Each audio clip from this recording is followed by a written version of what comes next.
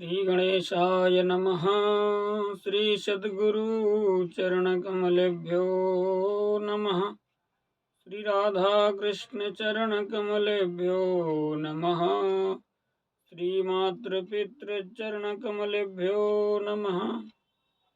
न गुरोरधिकं तत्त्वं न गुरोरधिकं तपः न गुरोरधिकं ज्ञानं तस्मै श्री गुरुवे नमः। प्रभुनंद कुमारोऽयं स्वामिनी वृषभानुजा।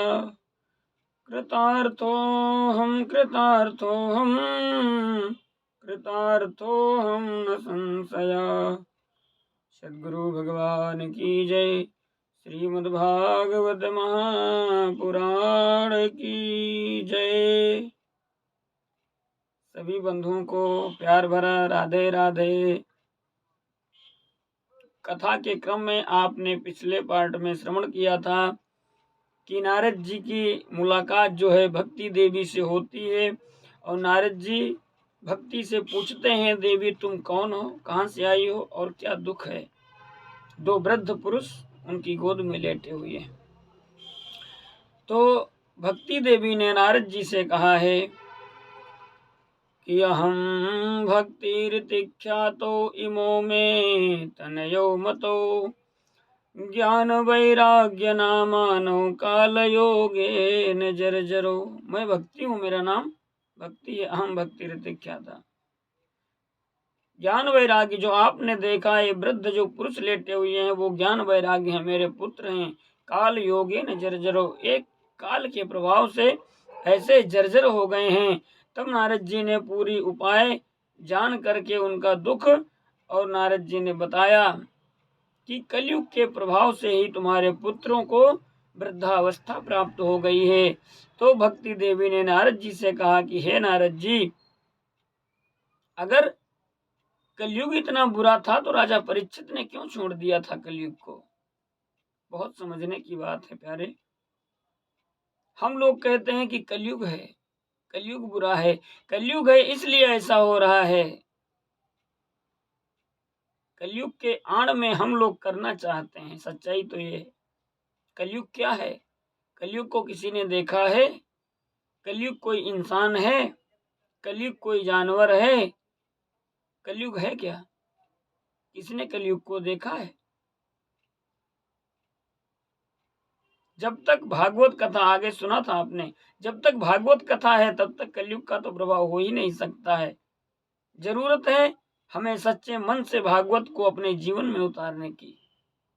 सिर्फ कहना ही बड़ी बात नहीं है, प्रवचन करना ही बड़ी बात नहीं है। जो हम दूसरे को बताना चाहते हैं, बताते हैं, पहले अपने जीवन में हम उतारें। सच्चाई तो यही है।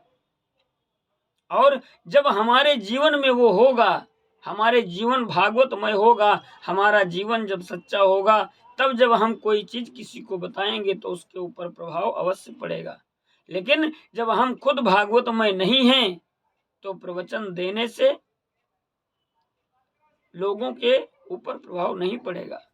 तो पहले हमें भागवतमय बनना है, फिर हमें भागवत करना है, तो लोगों के ऊपर भी उसका प्रभाव पड़ेगा। और लोगों को इन शब्दों को उतारना चाहिए अपने जीवन में।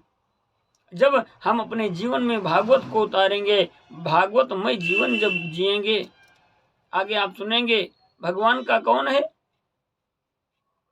जो भगवान का है वही भागवत है। भागवत भी कुछ और ज्यादा नहीं है। अगर हम भगवान के हैं तो हम ही भागवत हैं, क्योंकि भगवान की है वही भागवत है। तो जो भगवान का बन जाए वही भागवत है। तो कलयुग कुछ नहीं है, कलयुग तो बहुत अच्छी चीज है, लेकिन हम कलयुग को गंदा मान करके खुद गंदे बन रहे हैं। हमें तो कलयुग से अच्छी सीख लेनी चाहिए। राजा परीक्षित मारने के लिए दौड़े, कलयुग ने कहा नहीं, मुझे मत मारो, मैं शरणागति हूं। तो ऐसा क्या तुम में है गुण जो हम तुम्हें छोड़ दें? तो कलयुग में सिर्फ एक गुण है, लाखों अवगुण है लेकिन एक गुण है, ऋषि मुनि करोड़ों करोड़ों वर्ष तक तपस्या करते थे, लेकिन भगवान की प्राप्ति नहीं होती थी। और कलयुग में इतना अच्छा साधन है भगवान को पाना, इसीलिए छोड़ दिया गया था कि लोग, राजा परीक्षित ने सोचा कि आगे कलयुग जब आ जाएगा, समय ऐसा आ जाएगा तो लोगों को भगवान की प्राप्ति आसानी से हो जाएगी। तो हमारी सरलता के लिए, हमारी अच्छाई के लिए कलयुग को छोड़ दिया था, लेकिन हम लोग कलयुग के आड़ में कितने बुरे बुरे कर्म करते हैं। यत् फलं नास्ति तपसा न योगेन समाधिना तत्फलं लभते सम्यक कलौ केशव कीर्तनात्। भागवत में वर्णित है, यत् फलम नास्ति तपसा, जो फल पहले तपस्या से प्राप्त नहीं होता था, ना योगे ना समाधि, ना पहले योग से और समाधि से भी वो फल प्राप्त नहीं होता था, तत्फलम लभते सम्यक कलौ केशव कीर्तनात्, वो फल हमें कलयुग में सिर्फ भगवान के कीर्तन मात्र से, भजन मात्र से प्राप्त हो जाता है। लेकिन फिर भी हम भजन करना नहीं चाहते हैं। बहुत ध्यान से सुनने की बात है कि कलयुग केवल नाम आधारा, सुमिर सुमिर नर उतरहि पारा। कलयुग का सिर्फ नाम है। हम भगवान का नाम स्मरण करें, नाम जप करें, कीर्तन करें तो संसार सागर से आसानी से पार हो जाएंगे। कलयुग केवल हरि गुण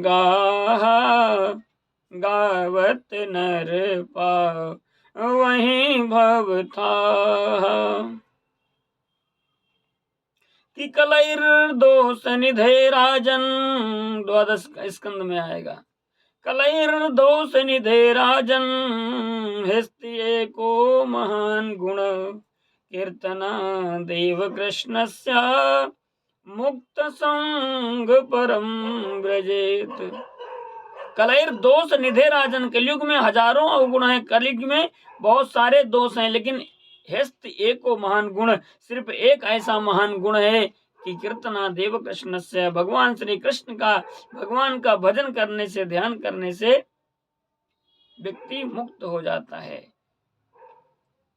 जब इस प्रकार से नारद जी ने भक्ति देवी को बताया तो भक्ति की समझ में आ गया कि भगवान का कीर्तन करना चाहिए, भजन करना चाहिए।